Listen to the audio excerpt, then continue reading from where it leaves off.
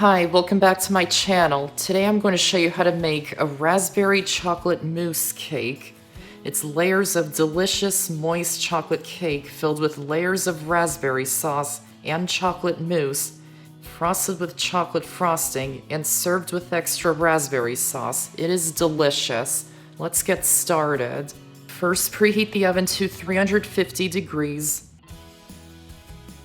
For this cake, you will need two 9-inch round cake pans that are 2 inches tall. If your pans are shorter, use 3 9-inch pans. You will need to line the pans with parchment paper to make it easy to remove the cake from the pans. To do that, place the pan on top of a sheet of parchment paper. Trace the outside of the pan using a pencil onto the parchment paper. Fold the paper in half, making sure the pencil markings line up. Then in half the other way, and cut it following the line, making sure to cut slightly off the line so no pencil markings get into the food. Then open it up, and it should fit the inside of the pan. Repeat that for the second cake pan. Then grease the pans. I like to use butter. Add the parchment paper circles into the pans and set them aside for now. To make the chocolate cake batter, first place some water onto the stove to boil. We will be using it in the batter later. Then in a large mixing bowl, add in the sugar, flour, cocoa powder, baking powder, baking soda, and salt. Whisk them until combined. Then add in the eggs, milk, canola or vegetable oil, and vanilla extract. And whisk them until combined. Try not to overmix the batter. Once the water on the stove is boiling, measure it out. Add it to the batter and mix it until combined. Pour the batter evenly into the prepared cake pans. And bake them in the oven for 25 to 30 minutes or until a toothpick inserted into the center comes out clean or mostly clean with a few moist crumbs. When they're done, remove them from the oven and let them cool in the pans for 10 to 15 minutes until cooled enough to handle. Then run a butter knife around the edges to loosen them from the pan. Turn them out of the pan. Remove the parchment paper and place them onto a cooling rack and let them cool completely. Then I like to wrap them in plastic wrap and place them into the fridge for a few hours or overnight so they're chilled and will make it easier to decorate the cake. To make the raspberry sauce, in a large saucepan, add the raspberries. You can use fresh or frozen, lemon juice, sugar, cornstarch, and water. You'll need to use a little more water if you're using fresh raspberries.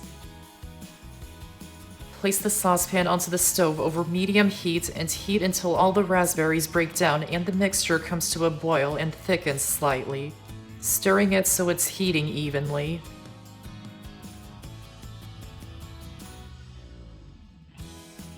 Then remove it from the heat. If you would like it completely smooth, you can pass it through a fine sieve to remove all the lumps and seeds. Just keep stirring and pushing it through to get as much sauce through as possible. It does take a while.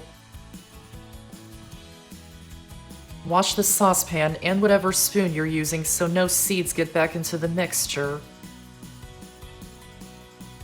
Add 1½ cups of the sauce into the clean saucepan. And place the rest into an airtight container and keep it in the fridge until ready to serve. Beat together the cornstarch and water to get rid of lumps. Add it into the saucepan with the 1½ cups of sauce. And place it back onto the stove over medium heat and heat it until it boils and thickens to make a puree, stirring it the whole time so it's heating evenly. Then remove it from the heat. Add it to an airtight container and place it into the fridge until well chilled. To make the chocolate mousse, first separate the eggs, placing the yolks into a medium mixing bowl. Beat them with an electric mixer on medium speed for 2 minutes until light.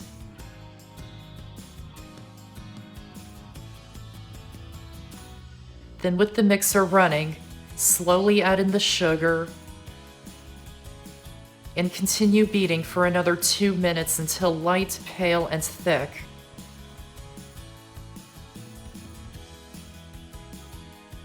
Set it aside for now.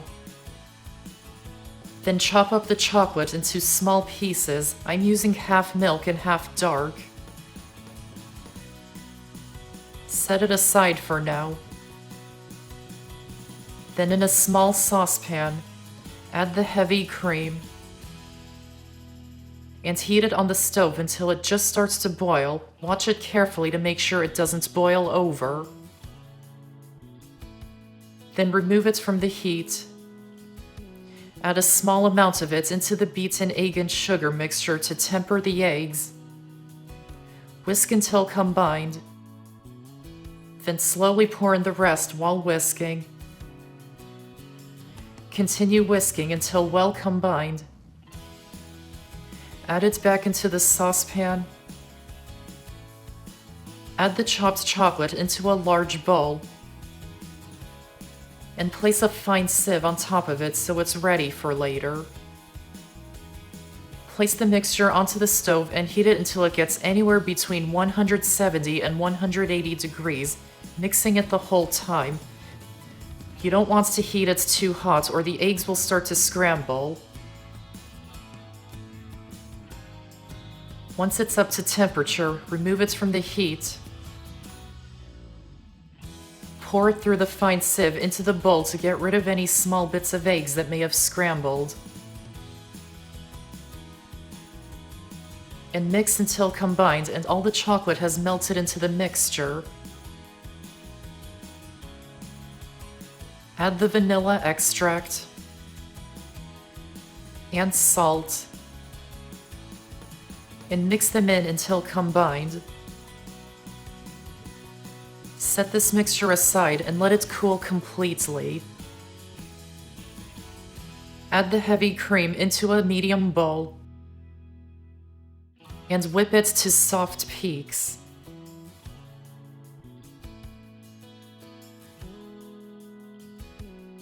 Once the chocolate mixture is completely cooled and has no warmth to it at all, add in the whipped cream and fold it in until combined. Cover it in plastic wrap and keep it in the fridge until ready to use it. Then you will need chocolate frosting. I'll link to my video showing how to make it in the description box. You can use either my best ever chocolate buttercream frosting or my best ever vanilla frosting and just add cocoa powder to it to make it a chocolate frosting. And you will also need double the recipe so there's enough to frost the whole cake. Remove the chilled cakes from the fridge. Trim the top of the cakes so they're flat on top and also cut them in half horizontally to make 4 cake layers total. If you've baked 3 cake layers, then only trim the top, don't cut it in half. Save the cake trimmings, we will use them later. Then use a knife to cut out some more cake from the middle of 2 of the cake layers so they're concave. We do this to get a good amount of filling in the cake. Then to assemble the cake, I have a cake board on top of a turntable. Spread a little frosting onto the cake board. Add one of the concave cake layers onto the board, making sure it's centered. Pipe a border of frosting onto the edges so the mousse and raspberry sauce don't come out the sides, and so if it does come out the sides, it will be frosting coming out the sides. Spread a thin layer of the raspberry puree onto it. Add some of the chocolate mousse. Spread it out until it's even. Add the next concave cake layer on top. Pipe a border of frosting around the edges. Spread on a thin layer of raspberry puree. Then more mousse. Add one of the trimmed cake layers on top of it. Pipe a border of frosting. Add a thin layer of raspberry puree. More mousse. And the last cake layer on top. Then cover the whole cake in a thin layer of frosting. This is the crumb coat which catches all the loose crumbs from the cake. Don't worry about how it looks at this point.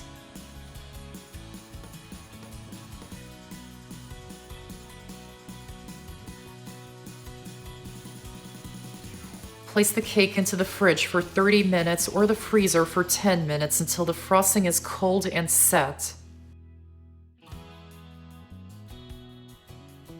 Remove it from the fridge or freezer. And cover the cake in another layer of frosting, smoothing it out as best as you can.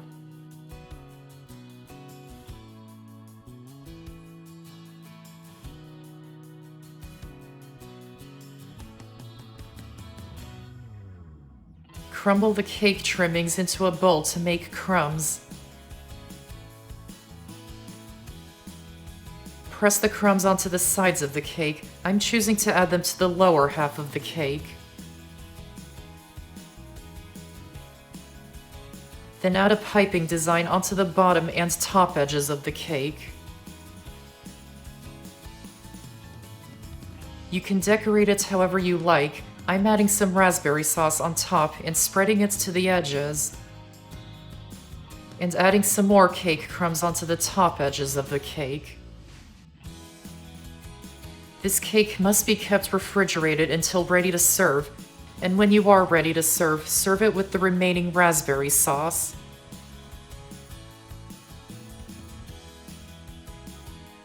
And that's how to make a raspberry chocolate mousse cake. I hope you enjoyed this video, and if you did, give this video a like and check out my channel for many more videos and subscribe to my channel for more to come. Thanks for watching, and I'll see you next time.